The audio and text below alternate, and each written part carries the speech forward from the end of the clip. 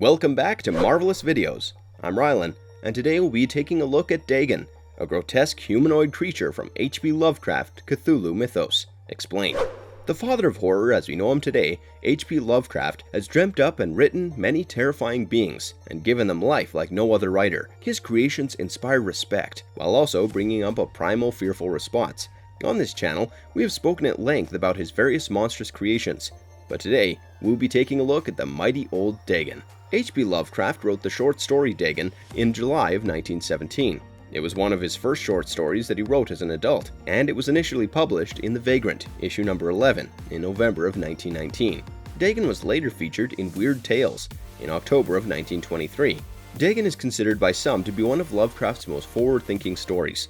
The title is an homage of Dagon, a great old one who would appear in subsequent works, and it has numerous aspects that presage future novels, such as The Call of Cthulhu and The Shadow over Innsmouth. The known history behind Dagon is quite interesting. Dagon, also spelled Dagon, was a West Semitic god of crop fertility, who was widely worshipped in ancient Mesopotamia. The god Dagon was a fabled originator of the plow, and was also the Hebrew and Ugaritic common word meaning grain. His cult dates back to 2500 BC, and he was the father of the god Baal, according to tablets discovered at Ras Shamra in ancient Ugarit. Dagon had a significant temple at Ras Shamra and other sanctuaries in Palestine, where he was particularly revered as the Palestine god, including those by Beth Dagon, near Asher, Gaza, and Ashdod. Dagon appears to have only been second to El, the supreme god, at Ras Shamra, though his powers as a god of vegetation appear to have been transferred to Baal by around 1500 BC. So, today on Marvelous Videos, let's dive right into who he was and the footprints he's made in the history of mankind. Before we get into it, however, we have a very small request. If you like our content, please support us by subscribing to our channel. This is just a small click for you, but for us, it means a lot. Thanks! Now, let's get going. Who is Dagon?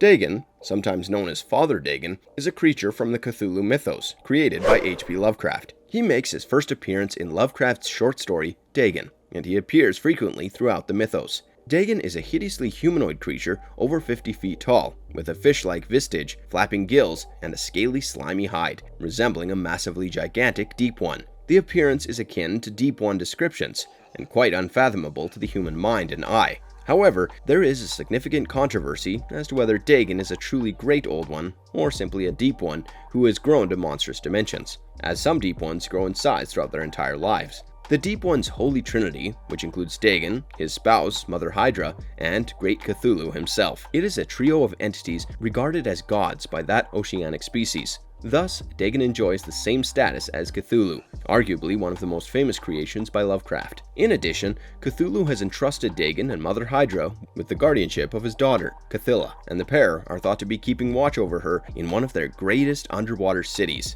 somewhere in the North Atlantic, though one eyewitness account places Dagon on an island in the Pacific Ocean, east of Java. This means that Dagon enjoys quite the important position with regards to Cthulhu and the Cthulhu mythos. To add to his importance, Mother Dagon and Mother Hydra are also worshipped by the esoteric Order of Dagon, a cult of humans and human Deep One hybrids in addition to their Deep One followers.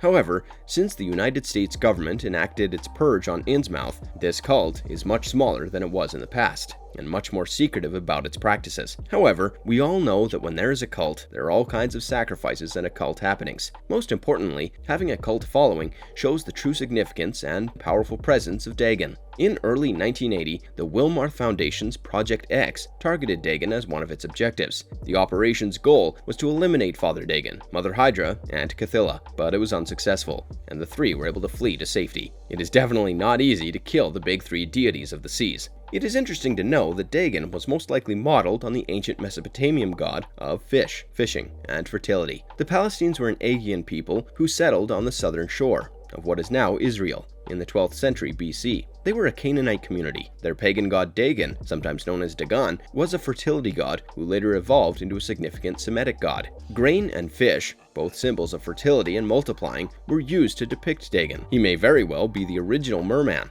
predating even the merfolk of Greek mythological traditions. He is often represented with the torso of a man and the tail of a fish. Dagon's root dag means fish in Hebrew Semitic dialect. and Dagon or Dagon is a cute nickname for a small fish. According to some linguistics, the term means grain in the ancient Canaanaic language. Dagon first appears in records dating from 2500 BC at Mari, Syria, in ancient Mesopotamia. Later, he was described as a protector and a warrior deity in Assyrian and Babylonian inscriptions, as well as in records from the ancient Syrian port city of Vagrant. In this old location, there was a temple dedicated to him. Along with El and Baal, he had risen to become the pantheon's third deity at the time. In the city of Vagrant, archaeological expeditions also discovered a Baal temple. Dagon's consort was also known as Balatu, which meant woman in Greek mythology. Other mythologists link him to the goddess Nansha, a fertility and fishing goddess who was also Enki's child. She is Astarte's fabled sister. The ancient Dagon appears to have played an important role in the lives of the ancient Philistines, Assyrians, Babylonians, and other Canaanites. His symbolism pervades Catholicism, and he is named multiple times in the Hebrew Bible.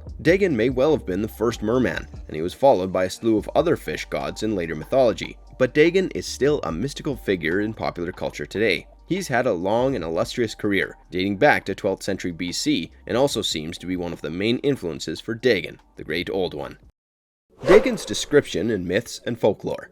Considering that Dagon was modeled on the ancient god, there is sufficient amount of myth and folklore attached to him and his existence. Dagon originated as a fertility god in northwest Semitic Mesopotamia and grew into the great northwest Semitic god of grain and fishing. The grain is seen as a symbol of fertility. The Amorites and the cities of Elba and Ugarit revered him across a broad geological area, from Mesopotamia to Syria. He was possibly a significant deity in the Palestine pantheon. Another hint to his realm is that his name is tied to an Old Semitic root word for grain.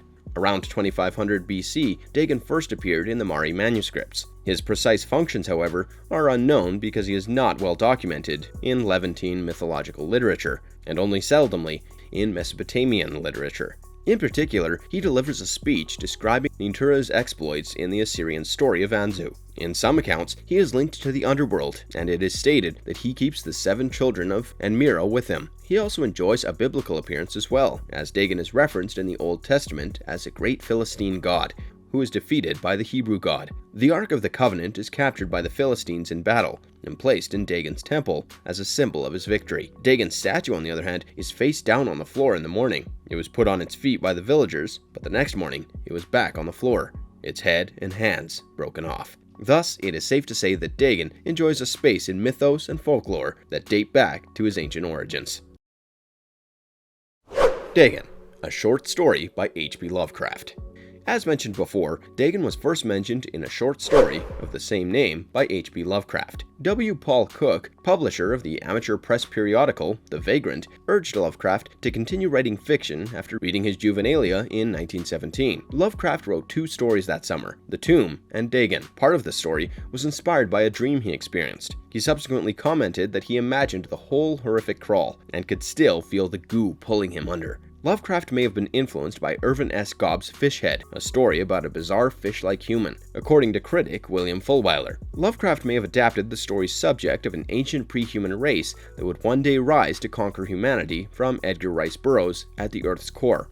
According to Fulwiler, the storyline is about a troubled morphine-addicted man who is planning to commit himself because of an incident that happened early in World War I, when he was a merchant marine commander, which left an indelible mark on his psyche. The story goes that his cargo ship was captured by a German sea raider in one of the most open and least visited sections of the broad Pacific, according to the unknown narrator. He escaped in a lifeboat and wandered aimlessly across the water to the south of the equator until he found himself stuck on a slimy expanse of infernal black mud, which sprawled around him in endless undulations as far as he could see. The area was filthy, with decaying fish corpses and other less descriptible items jutting from the awful mud of the endless plain. He theorizes that this landmass could represent a piece of the ocean floor, pushed to the surface by a volcanic eruption, exposing regions that had remained hidden beneath the unfathomable aquatic depths for uncountable millions of years. He sets out his foot to reach the sea and probable rescue, after waiting 3 days for the sea floor to dry up enough to walk on. He arrives at his destination, which is a hummock that turns out to be a mound on the brink of an immeasurable hole or canyon after 2 days of walking. As he descends the slope, he notices a big white stone item, which he quickly recognizes as a well-shaped monolith, whose tremendous bulk had known the workmanship and possibly the adoration of living and thinking creatures. The monolith, which sits adjacent to a water channel at the chasm's bottom, is covered in strange hieroglyphs, mostly consisting of conventionalized aquatic symbols such as fishes, eels,